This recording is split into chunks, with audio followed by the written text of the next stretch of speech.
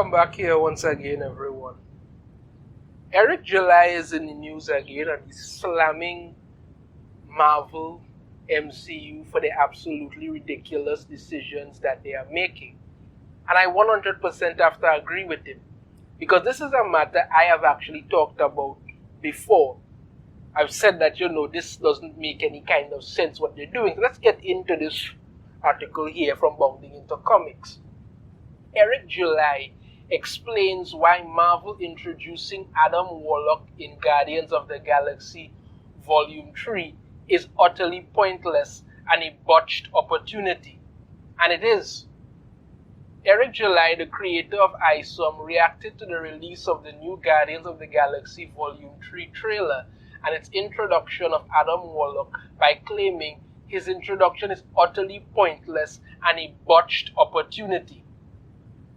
In the newly released trailer for Guardians of the Galaxy Volume 3, a first look at Will Poulter's Adam Warlock is shown off at the 1 minute and 28 second mark. This is what Eric July had to say. They have no idea what the F they're doing over there. It's utterly pointless to bring him in now considering Thanos is gone. Botched opportunity. And he's quite right. He's quite 100% right. I've talked about this before. Now, the whole reason why this doesn't make any sense, and I'll tell you exactly why it doesn't make any sense. The Infinity Saga should have had Adam Warlock in it one time because it began with him. The first person to get an Infinity Stone was Adam Warlock. He started the whole thing. The whole thing with Thanos being there, wanting the Infinity Gauntlet, all of that started because Adam Warlock got the first Infinity Stone. Nobody had ever heard about him before he got one. When he got the Infinity Stone, that is what started the Infinity Saga. So he should have been front and center in it because in the comics, that's how it worked out. And Adam Warlock is a pretty damn cool character. But they did nothing like that. They created their own thing. Even what they did with Drax. Drax was actually supposed to have been created by Thanos' father for the sole purpose of killing him. So Drax was actually supposed to be much more powerful than he was. But they did their own thing. I mean, even when I first saw that they introduced the Infinity Stones in the MCU, I then asked myself, and I said, so where is Adam Warlock? Adam Warlock has to show up at some point, but he didn't.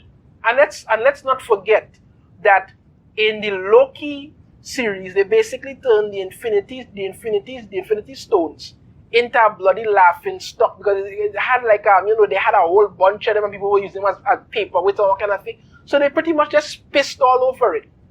And then also in Thor, Love and Thunder, we find out that, you could just go to eternity and make a wish and get it granted. So, Thanos' whole thing about collecting the Infinity Stones was once again pointless.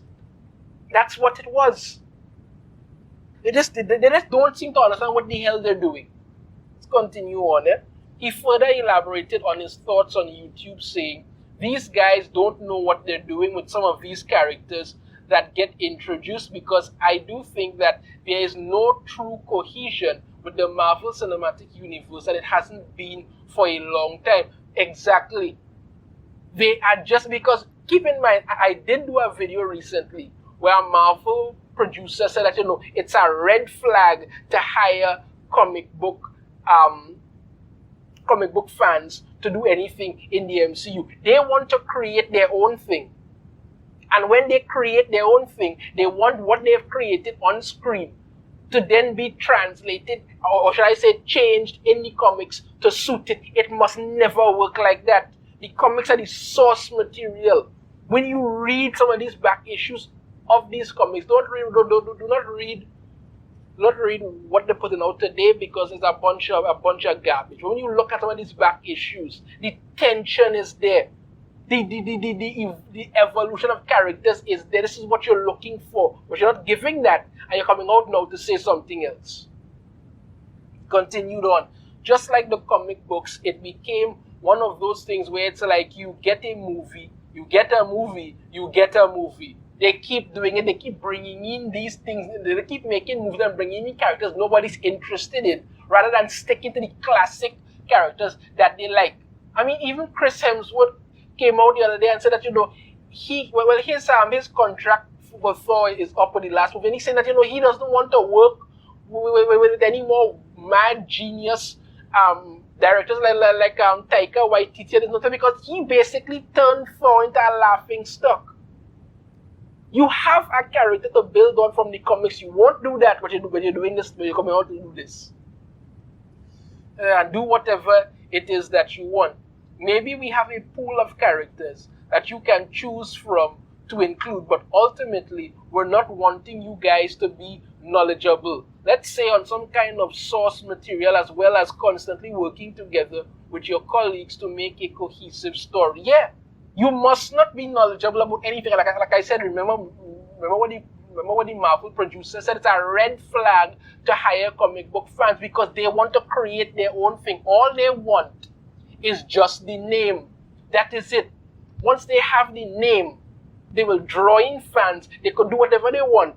And you have a lot of people who never knew about things in the comics, being introduced to them first time in these movies and getting a completely wrong idea about everything. I mean, even if you look at Thor Ragnarok, Hela was never supposed to be Thor and Loki's sister. Hela is Loki's daughter.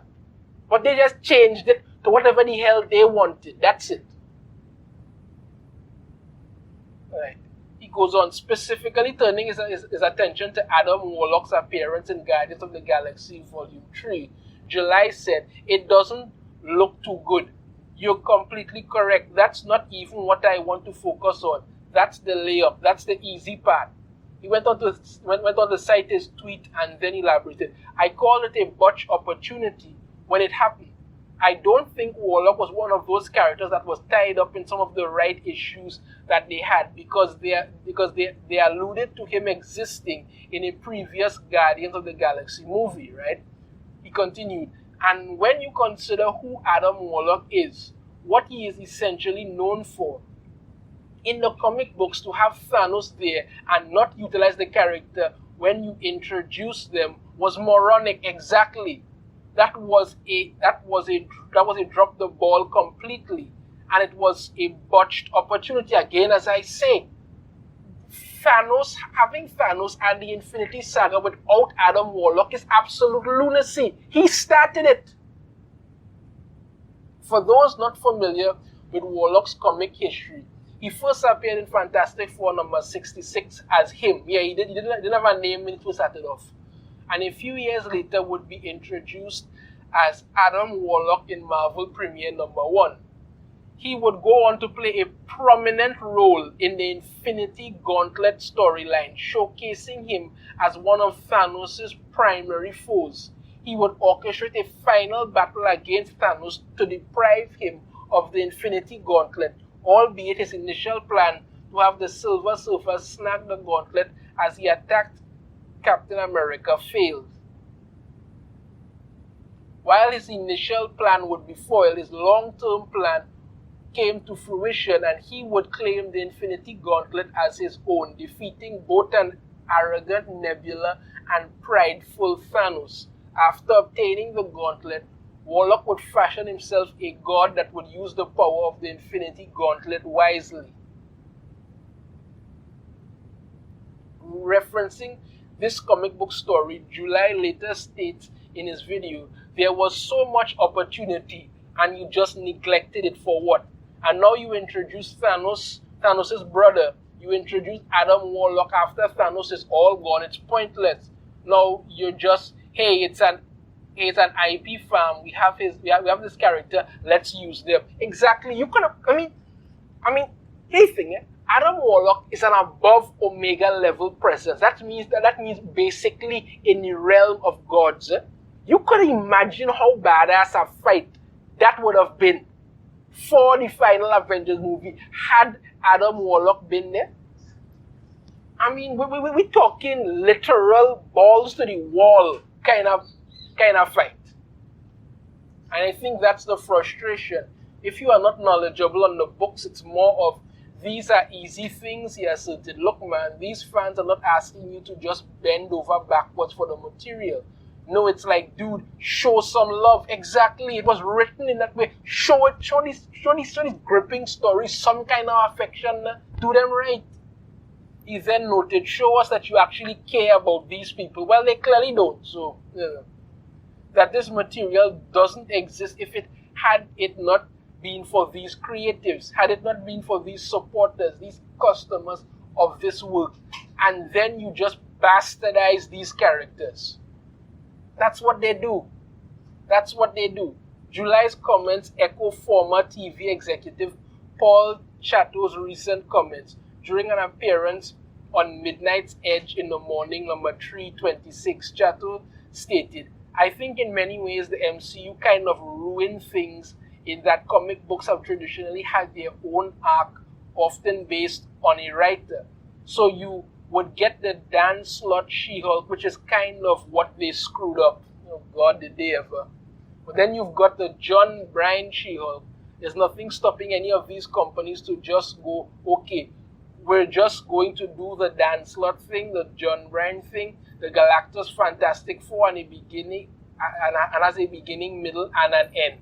It has its own cast, and then you get a new cast for the next set, just exactly like they do in comics, where they find a new artist, new writer, and you get a new experience, he said.